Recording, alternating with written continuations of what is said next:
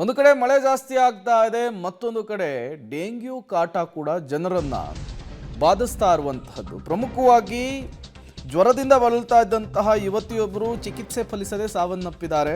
ಇವರು ಡೆಂಗ್ಯೂಯಿಂದಲೇ ಸಾವನ್ನಪ್ಪಿದ್ದಾರೆ ಅನ್ನೋದು ಈಗ ಆತಂಕಕ್ಕೆ ಕಾರಣವಾಗ್ತಾ ಇದೆ ಸ್ಥಳೀಯರಲ್ಲಿ. ರೇಖಾ ಎನ್ ಸಾವನ್ನಪ್ಪಿರುವಂತಹ ಯುವತಿ ಬಳ್ಳಾರಿಯ ಖಾಸಗಿ ಆಸ್ಪತ್ರೆಯಲ್ಲಿ ಚಿಕಿತ್ಸೆಯನ್ನು ಪಡಿತಾ ಇದ್ದಾರೆ. ಡೆಂಗ್ಯೂನಿಂದ ಯುವತಿ ರೇಖಾ ಸಾವನ್ನಪ್ಪಿರುವಂತಹ ಶಂಕೆ ಪ್ರಾಥಮಿಕವಾಗಿ ಸಿಗ್ತಾ ಇದೆ. ವರದಿಗಾಗಿ ಕಾಯ್ತಾ ಇದ್ದಾರೆ ಜಗಳೂರು ವೈದ್ಯಾಧಿಕಾರಿಗಳು. ಒಂದು ವೇಳೆ ಈ ಸಾವು ಡೆಂಗ್ಯೂಯಿಂದ ಆಗಿದ್ದೇ ಆದರೆ ಆರೋಗ್ಯ ಇಲಾಖೆ ಜೊತೆಗೆ ಅಲ್ಲಿನ ಆರೋಗ್ಯ ಅಧಿಕಾರಿಗಳು ಮತ್ತಷ್ಟು ಕ್ರಮಗಳ ಮೊರೆ ಹೋಗಬೇಕಾಗುತ್ತೆ.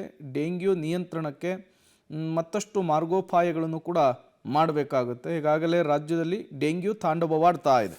ಪಂಢರಾಪುರಕ್ಕೆ ಹೋದಂತಹ ಭಕ್ತರ ಮೇಲೆ ಹಲ್ಲೆಯಾಗಿರುವಂತಹ ಘಟನೆಯೊಂದು ನಡೆದಿದೆ. ಪಂಢರಾಪುರಕ್ಕೆ ಹೋಗಿದ್ರು ವಿಠಲನ ಭಕ್ತರು, ಅವರ ಮೇಲೆ ಹಲ್ಲೆಯಾಗಿದೆ. 3 ವಿಠಲನ ಭಕ್ತರ ಮೇಲೆ ಹಲ್ಲೆಯನ್ನು ನಡೆಸಿದ್ದಾರೆ ದುಷ್ಕರ್ಮಿಗಳು. ಪಂಢರಾಪುರಕ್ಕೆ ಹೋಗಿದ್ದಂತಹ ತುರುಮುರಿಯ 35ಕ್ಕೂ ಹೆಚ್ಚು ಭಕ್ತರು ವಾಪಸ್ ಬರಲು ಟ್ರಕ್ ಅನ್ನು ಹತ್ತಿರ್ತಾರೆ 35 ಜನ. ಆ ಸಂದರ್ಭದಲ್ಲಿ ಅಟ್ಯಾಕ್ ಆಗಿದೆ. ಮೀರಜ್ ಮಾರ್ಗವಾಗಿ ಬೆಳಗಾವಿಗೆ ಬರ್ತಾ ಇರುವಂತಹ ಸಂದರ್ಭದಲ್ಲಿ ಘಟನೆ ನಡೆದಿದೆ. ದಾರಿ ಸಿಗದೆ ಕಿರಿದಾದ ದಾರಿಯಲ್ಲಿ ಟ್ರಕ್ ಸಾಗುವಂತಹ ಸಂದರ್ಭದಲ್ಲಿ ಕಿರಿಕಾಗಿದೆ. ತಗಾದಿಯನ್ನು ತೆಗೆದು ಟ್ರಕ್ನಲ್ಲಿ ಪ್ರಯಾಣಿಸುತ್ತಿದ್ದ ಎಲ್ಲರ ಮೇಲೂ ಕೂಡ ಹಲ್ಲೆಯಾಗಿದೆ. ಮಹಾರಾಷ್ಟ್ರದ ಮೀರಜ್ ಆಸ್ಪತ್ರೆಯಲ್ಲಿ ಗಾಯಾಳುಗಳಿಗೆ ಚಿಕಿತ್ಸೆಯನ್ನು ಕೊಡಿಸಲಾಗ್ತಾ ಇದೆ ಎನ್ನುವಂತಹ ಮಾಹಿತಿ ಕೂಡ ಸಿಗ್ತಾ ಇರುವಂಥದ್ದು.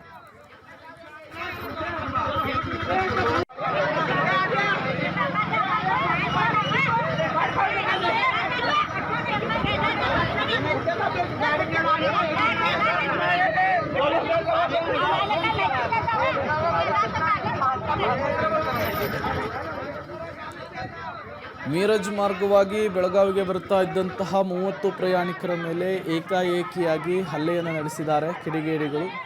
ತಗಾದಿಯನ್ನು ತೆಗೆದು ಟ್ರಕ್ನಲ್ಲಿ ಪ್ರಯಾಣಿಸ್ತಾ ಇದ್ದವರ ಮೇಲೂ ಕೂಡ ಹಲ್ಲೆಯನ್ನು ಮಾಡಿದ್ದಾರೆ. ಮಹಾರಾಷ್ಟ್ರದ ಮೀರಜ್ ಆಸ್ಪತ್ರೆಯಲ್ಲಿ ಹಲ್ಲೆಗೊಳಗಾದವರಿಗೆ ಟ್ರೀಟ್ಮೆಂಟನ್ನು ಕೊಡಿಸಲಾಗ್ತಾ ಇದೆ. ಕ್ಷುಲ್ಲಕ ಕಾರಣಕ್ಕೆ ನಡೆದಂತಹ ಹಲ್ಲೆ ಇದು ಅನ್ನೋದು ಕೂಡ ಗೊತ್ತಾಗ್ತಾ ಇರುವಂಥದ್ದು. ಇವರೆಲ್ಲರೂ ಕೂಡ ವಿಠಲನ ದರ್ಶನಕ್ಕಾಗಿ, ಹರಕೆಯನ್ನು ತೀರಿಸಲಿಕ್ಕಾಗಿ, ದೇವರ ದರ್ಶನಕ್ಕಾಗಿ ಹೋದವರು ಮಹಾರಾಷ್ಟ್ರಕ್ಕೆ. ಅವರ ಮೇಲೆ ಈ ಅಟ್ಯಾಕ್ ಆಗಿರುವಂಥದ್ದು. ದೇವರ ದರ್ಶನವನ್ನು ಮುಗಿಸ್ಕೊಂಡು ವಾಪಸ್ ಬರಬೇಕು ಅಂಥೇಳಿ ಟ್ರಕ್ ಹತ್ತಿದ್ರು.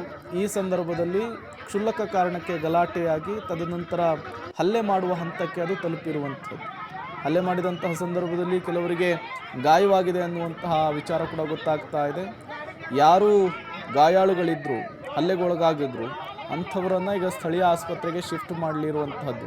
ಅವರಿಗೆ ಚಿಕಿತ್ಸೆಯನ್ನು ಕೊಡಿಸಲಾಗ್ತಾ ಇದೆ.